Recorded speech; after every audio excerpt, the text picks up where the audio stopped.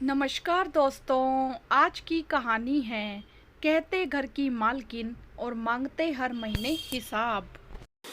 सुबह के 8:30 बज रहे थे। मुकेश दफ्तर के लिए निकलने वाले थे। तभी नीता बोली, सुनिए ना, मुझे थोड़े से पैसे दे दीजिए।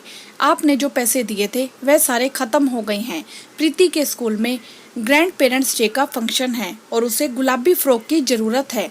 उसके पास उस रंग के कपड़े हैं ही नहीं, मुझे लाने पड़ेंगे। नीता अपने पति मुकेश से बोल रही थी। मुकेश बोले, नीता, मैंने तुम्हें 20,000 दिए थे, महीना खत्म नहीं हुआ, वह सारे पैसे खत्म हो गए। मैंने तुम्हें कितनी बार कहा है कि पूरा हिसाब एक डायरी में लिखा करो, उससे पता चलता है कि कितना खर्च कर रही हो, पर तुमने आज तक मुझे कोई हिसाब नहीं दिखाया। नीता बोली, आप कैसी बातें करते हैं? आपको पता है ना, मैं साड़ी कपड़े जो भी लेती हूँ आपके साथ जाकर लेती हूँ, और घर में कितने खर्चे होते हैं। सब्जियों और फलों का दाम कितना बढ़ गया है, आपको अंदाजा भी है? मुकेश बोले, तुम तो ऐसे बोल रही हो जैसे पहले हम सब्जी और फल खाते ही नहीं थे। पहले तो इतना खर्चा नहीं होता था, हर महीने कुछ ना कुछ पैसे तुम्हारे पास बचे रहते थे। अब ऐसा क्या करती हो कि सारे पैसे खर्च हो जाते हैं? नीता बोली, पहले आपके बच्चे छोटे थे, अब वह बड़े हो रहे हैं तो खर्चा भी उसी अनुसार बढ़ता है। पहले महंगाई भी इतनी नहीं थी जितनी अब के समय बढ़ गई है। आप तो दफ्तर में रहते हैं, बाजार का भाव आपको कैसे पता चलेगा? मुकेश ने कुछ पैसे नीता के हाथ में पकड़ाए और बोला, शाम में आकर बात करता हूँ, अभी मुझे ऑफिस के लिए देर हो जाएगी और अभी मैं तुमसे बहस नहीं करना चाहता। और वह ऑफिस चला गया। शाम को मुकेश घर आया। जैसे ही वह हाथ मुंह धोकर चाय पीने के लिए बैठा, मुकेश की माँ फुलेश्वरी जी बोली, सुबह बहू से क्या पैसे के हिसाब किताब के बारे में बोल रहे थे? मुकेश बोला, अरे अच्छा याद दिलाया माँ। नीता, तुम तो घर की मालकिन हो यार, फिर क्यों मुझसे बार बार पैसे मांगती हो? महीने भर का पैसा मैं दे देता हूँ तुम्हें, फिर क्या दिक्कत हो जाती है? नीता बोली, सब कुछ तुम्हारा है, तुम घर की मालकिन हो।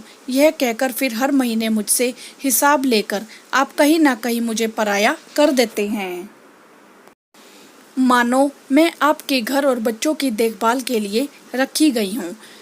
मेरा इस घर पर, आपकी कमाई पर क्या कोई अधिकार नहीं है? नीता की सास फुलेश्वरी देवी बोली, बहू, इसमें बुरा मानने वाली कौन सी बात है?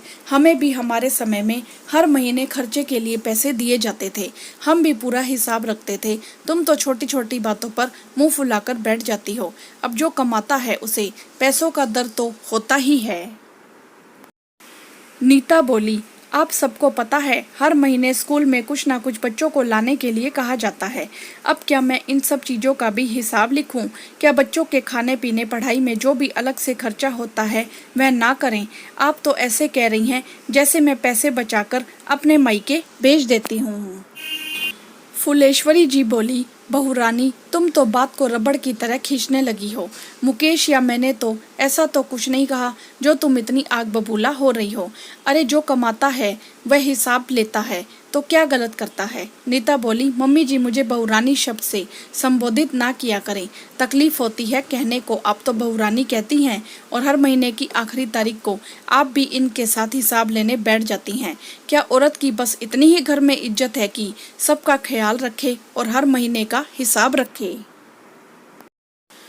उस दिन तो बात खत्म हो गई। दूसरे दिन किसी बात पर फुलेश्वरी देवी अपने पति महेश्वर जी से बहू की बात कर रही थी।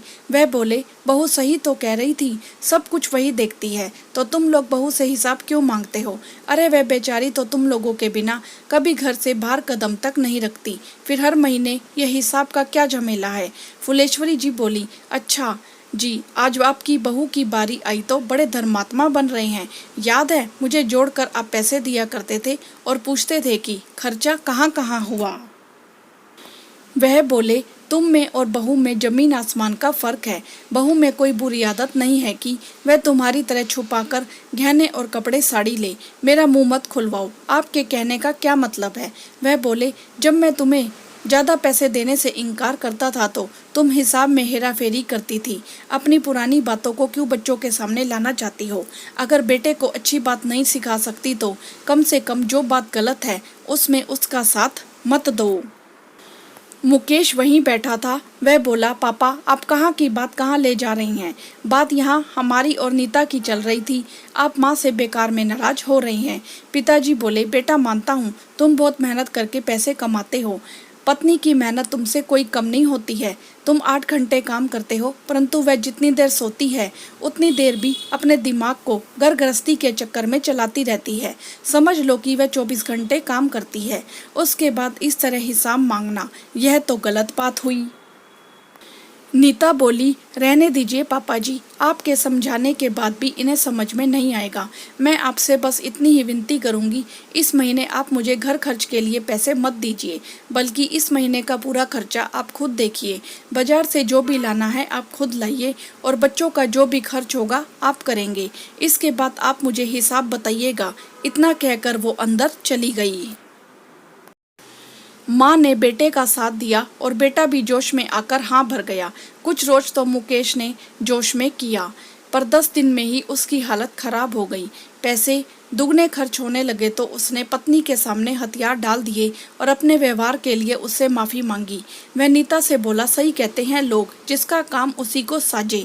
यह मेरे बस की बात नहीं है। घर चलाना कोई साधारण काम नहीं है। नीता बोली, सब कुछ तो आपने कह दिया और मैंने सुन भी लिया।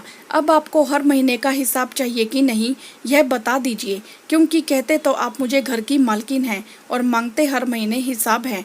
मुकेश बोला, मैं माँ और अपनी तरफ से तुमसे माफ़ी मांगता हूँ।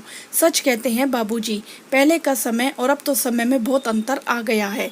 तुम्हारा काम हमारे मर्दों से भी ज़्यादा कठिन है। पैसे खर्च करके भी लोग हर किसी को खुश नहीं रख पाते हैं, परंतु तुम औरतें सब कुछ करते हुए भी चेहरे पर मुस्कुराहट रखती हो और हमें खुश भी रखती हो।